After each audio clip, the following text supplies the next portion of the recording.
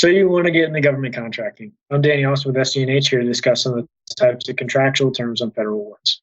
There are several different ways that the government can administer and compensate for services rendered or goods sold. The various methods can be cost reimbursable. They can be based on a fixed price agreement, or they could be per unit. There's several different types. The Federal Acquisition FAR, Part 16, explains the various types of contracts in detail, summarized below by a few of the most common types: firm fixed price, cost plus, fixed fee, and time and material. Regardless of the type of contracts, it's going to be really important to understand how indirect rates work.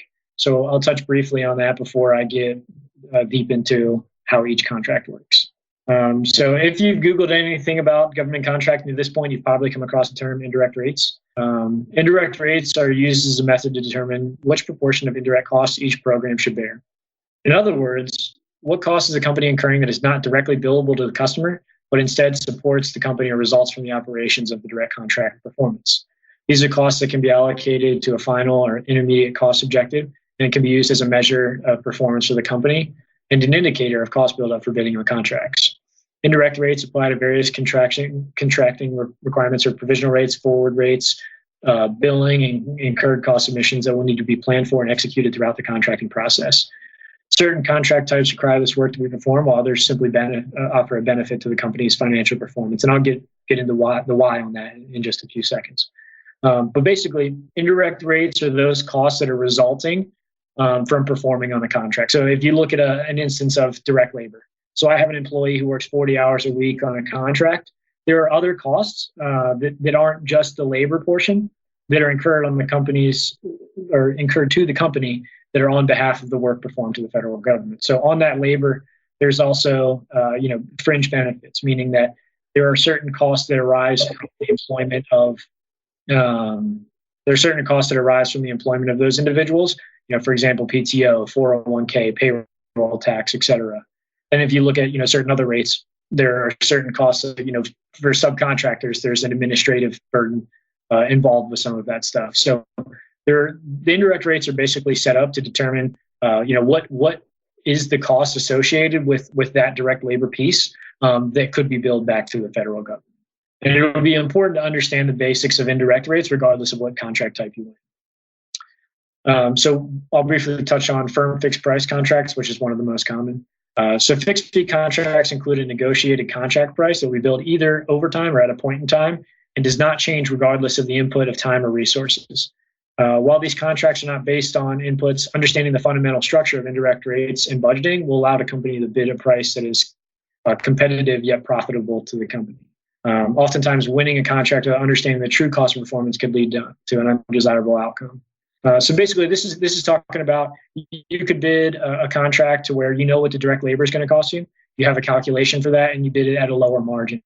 The issue with this is there's all sorts of costs that result from the employment of individuals, from the performance of the contract in terms of fringe benefits, overhead, G&A, sometimes a manufacturing and sub-handling rate. And basically not having an understanding of how these costs are not necessarily hidden, but included with direct labor, could result in a poor performance, even though your margins are showing pretty good. So it's really important to understand, what goes into all the costs of, just the simple direct labor to be able to bid a contract accurately. The other issue with firm fixed price, while typically, most easy to administer, there is a risk that the company could lose out on their end. This is a type of contract where the company bears the risk, similar to a construction contract. You're given a certain price to operate in, and if you go over budget, the risk is on the company, and that's can be favorable from an administrative standpoint, but it also can be a risk from a operational standpoint. Next is time and material. So time and material contracts are those that are reimbursed for services rendered and materials based on a negotiated hourly rate. This is basically where you come up with a hourly price for certain services rendered. In another reason to understand why indirect rates are so important is because you want to make sure that your bill rates are reflective of all the costs you're incurring, direct and indirect, and can result in the profit for your company. A lot of times companies will just look at the gross margin on T&M contracts and think it's performing well, only to realize that the actual hourly cost with indirect rates applied to that direct labor is more expensive than they anticipated. So it's essential to understand this in the bidding process. The last and relatively most common and most industry specific to government contracting is cost plus fixed fee. So these are a cost reimbursement type of contract for which companies are compensated for the direct costs required to complete a job, plus the allocable portion of indirect costs. Then there's also an agreed upon fee percentage that's applied, typically ranging from 4 to 10%, which is your true profit on the job. Due to the nature of these cost reimbursement type contracts, there are several requirements to ensure fair and accurate reporting of indirect costs, including provisional rates, annual incurred cost submission, contract closeout processes, among others. Because billings are prepared and submitted using a provisional rate, there's a yearly true-up required that is reported through the incurred cost submission. These are also subject to audit to ensure that the information is being recorded accurately. If your team is set up with the expertise to support a cost-plus contract, understanding how it works from the start, it really is a benefit to the company because although it can be difficult to administer, you're being reimbursed effectively for all of your direct costs and the applicable indirect costs. There is a risk with some unallowable costs if you don't manage those costs properly, which are those costs that the federal government says, those may be indirect costs, but we don't see those as something that should be reimbursed for because it's not really supporting the actual contract of the individuals working on the contract. So if you can manage your unallowable costs, in theory, there should be a pretty good return on all cost plus contracts, which makes it certainly a benefit to the company to understand how that works and to be working on those contracts. There's a lot of information that needs to be considered when contemplating working with the federal government. As discussed in our prior question, there are many reasons why it can be a benefit. To recognize that benefit, knowing what to consider and how to go through the process is a huge part of succeeding in the industry.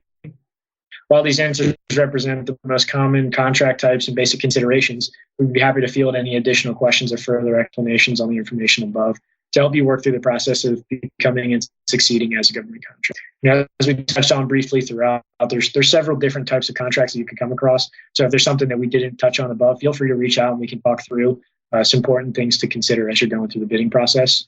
But the biggest thing that we see success in is when companies build a team with experience, partner with good firms, with good service providers so that they can set a foundation for them to succeed in the long run. The goal here is that you get onto a contract and you know how to administer it from the start, you know how to account for it, and you know how to plan for it and budget. By giving yourself the proper resources to begin with, investing in the company, you can take advantage full of some of the benefits that we talked about in a previous question, while minimizing the setbacks. So, investing in the company allows the CFO, the CEO to focus on what's upcoming, to focus on, going after those contracts instead of looking in the rear view, which we find that sometimes if some of these imperative functions aren't invested in soon enough, you can spend some time trying to clean up the past, which, we like to help people avoid.